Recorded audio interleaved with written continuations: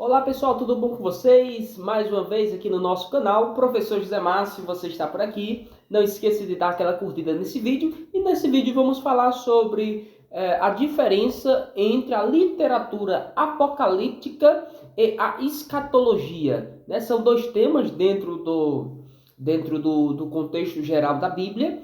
Nós temos, a princípio, ali nos textos da Bíblia hebraica, temos a Torá, caracterizada ali pelos 5 primeiros livros da Bíblia hebraica. Depois nós temos os livros históricos, certo? E nós entramos nos profetas.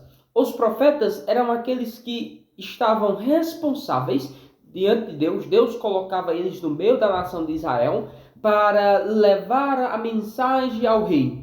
Ele era aquele cara que iria diante do rei, iria reclamar sobre por que o povo de Deus não está sendo conduzido pela Torá, ou por que o povo de Deus não está obedecendo a Torá. A Torá era um parâmetro, era um arquétipo, era aquilo que Deus queria, né? Deus queria que o povo seguisse a Torá para que de fato eles fossem bem-sucedidos, para que de fato a nação de Israel fosse luz entre os gentios. O projeto de Deus era esse, e por isso Deus entregou a Torá, para padronizar o povo, um povo santo que adorava a Deus e que a glória de Deus descia sobre Israel. Então Israel seria luz para as nações a partir do momento que ela obedecesse a Torá. Porém, nós vemos nos livros históricos, principalmente, vamos pegar ali Samuel, Juízes e Ruth, nós vamos ver que, de fato, o projeto de Deus não se concretizou, porque a nação de Israel agora estava dentro de Israel, né, dentro de Canaã, e eles estavam fazendo completamente o contrário daquilo que era ordenado por Deus. Então Deus levanta os profetas para colocar o dedo na cara do rei e perguntar por que o povo não estava obedecendo a lei. Por que aquilo que Deus estipulou como norma para toda a nação de Israel não estava sendo obedecida, certo? Porém, a partir desse momento, nós vemos que os reis eles entram em declínio espiritual. Você vai ver isso em 1 de Reis, 2 de Reis, e você vai ver um declínio espiritual a ponto de Deus levar o povo ao cativeiro, Babilônia. Quando o povo volta da Babilônia, um povo fica na Babilônia e outros retornam através do edito de Ciro, o persa, nós vamos ver que entra agora um novo tipo de literatura dentro da nação de Israel, que é a literatura apocalíptica. Veja que até aqui eu trouxe vocês nesse panorama bíblico para mostrar agora uma literatura basicamente apocalíptica, que no caso é o profeta Daniel, nós temos isso no profeta Zacarias, nós temos isso nesse período também interbíblico. Qual o período interbíblico? É aquele período entre Malaquias e Mateus. Nós temos a princípio Daniel já mostrando uma literatura apocalíptica, nós temos Zacarias mostrando uma figura apocalíptica, e temos também ali no último capítulo de Joel também essa literatura apocalíptica já nascendo no coração dos profetas. O que é a literatura apocalíptica? Eles então, por conta da destruição da nação de Israel no ano 609 a.C., os profetas tentaram agora explicar por que Deus, sendo bondoso e amoroso, permitiu que tudo aquilo acontecesse. Entendeu? Então é um projeto de explicar por que o sofrimento veio. Por que Israel, a partir do momento que vai para a Babilônia, ele passa a ser governado por algumas nações vizinhas, a Síria, o Império Medo-Persa. Ele passa a ser dominado, no caso, Judá, o Império Medo-Persa, e Israel, a Síria. Porque Israel ele passa a ser dominado pelos gregos e depois pelos romanos. Então, quando nós entramos no Novo Testamento, nós vemos a literatura apocalíptica muito forte, porque a expectativa de um Messias que iria por fim a todo sofrimento, a toda desgraça, a toda decadência que a nação de Israel já estava enfrentando. Por que Deus é o nosso rei, mas quem nos governa é o imperador pagão, que não tem temor de Deus? Como é que nós vamos cumprir a Torá se nós estamos no meio de uma nação, o nosso governante é um ímpio?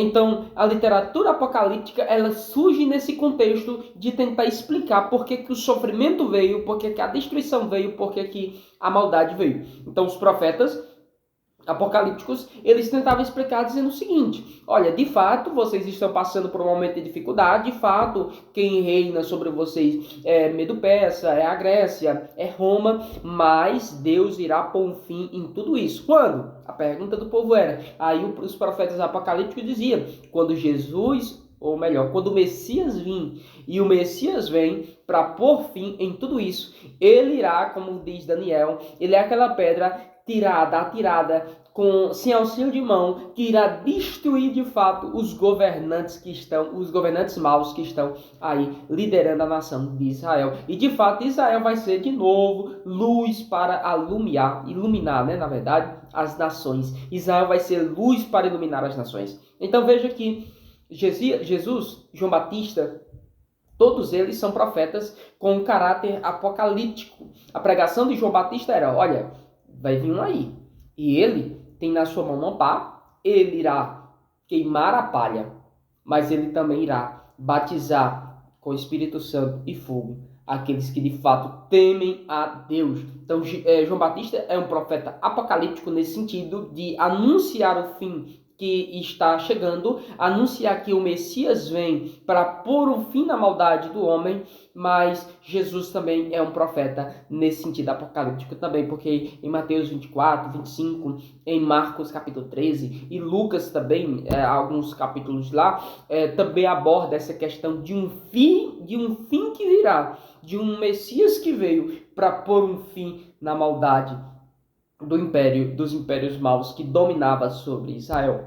A grande questão, meus amados irmãos, é qual é o sentido apocalíptico do Messias que veio. Jesus, ele veio numa característica completamente diferente daquela que era aguardada. Eles esperavam um Messias mais militar, um Messias mais sentado no trono, rei, um Messias que iria dominar Roma, um Messias que iria se sentar no trono. Quando Jesus entra em Jerusalém, montado num jumentinho, eles dizem agora, esse tal de Messias aí, esse tal de Jesus, ele irá subir até o templo, ele irá assumir o reinado na Torre Antônia, ele irá de fato sentar, ele vai depor Herodes. Herodes não tem mais chance. Esse Messias aí, esse Jesus, ele é o nosso Messias e ele de fato vai governar sobre nós. E o povo grita então, Hosana, bendito, aquele que vem, o rei que vem no nome do Senhor. Porque a expectativa do Messias que vai sentar no trono, vai depor Herodes, vai depor Pilatos e Israel vai ser o centro das nações. Porém, o Jesus que aparece, ele está entrando de fato no jumentinho e ele vai assumir um trono. Só que o trono assumido por Jesus é um trono diferente da expectativa, porque o trono de Cristo é a cruz. Qual seria a pena máxima que Roma poderia impor sobre alguém? Era a morte de cruz. É interessante que agora, nosso Messias, ele vai para o trono dele, que é a cruz. E a partir da cruz, a partir da morte, ele está dizendo para Roma, Roma não conseguiu me parar. Qual é a pena maior de Roma? A morte. Pois a morte não conseguiu me parar, porque no terceiro dia o nosso Messias ressurgiu dos mortos. E o reino de fato iniciou. É um reino palpável, porque o reino de Deus está em todo o mundo. O reino de Deus ele é visível, porque ele está demonstrado a partir da igreja. A igreja demonstra o reino através das ações, através das práticas de amor, através das práticas de pregação do evangelho, através das ações de um povo que de fato foi comprado e redimido do sangue do Cordeiro. Agora, veja como é interessante. Qual é então, e a gente volta para a questão inicial, qual a diferença entre a escatologia e a literatura apocalíptica? A escatologia, de fato, é a vinda de Jesus, tá bom? Como nós entendemos a vinda de Jesus. Isso está demonstrado dentro de uma sistematização da doutrina da vinda de Jesus. A gente chama escatologia, doutrina do fim. Como é que Jesus vem? Como é que vai ser? O que é que vai acontecer quando Jesus vier?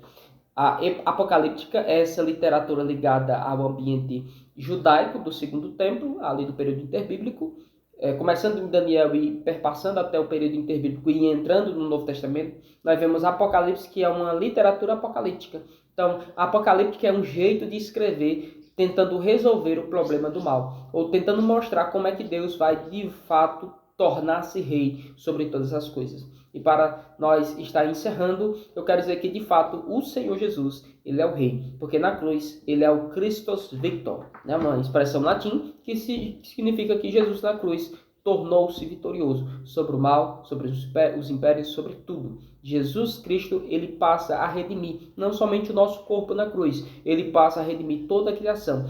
Toda a criação é redimida em Cristo na cruz, ou começada a ser redimida em Cristo na cruz. É interessante que Romanos capítulo 8, acredito que é o versículo 22, 20 mais ou menos, ele diz o seguinte, que a criação aguarda ansiosamente a revelação dos filhos de Deus. Então, toda a criação, ela espera esse dia, a qual o Senhor de fato virá, para completar aquilo que já foi iniciado, o reino de Deus entre os homens. Deus abençoe a todos. Então, se você gostou do vídeo, curte. E se você tiver alguma opção, um tema para nós debatermos aqui, deixa nos comentários e a gente irá atender todos vocês. Deus abençoe.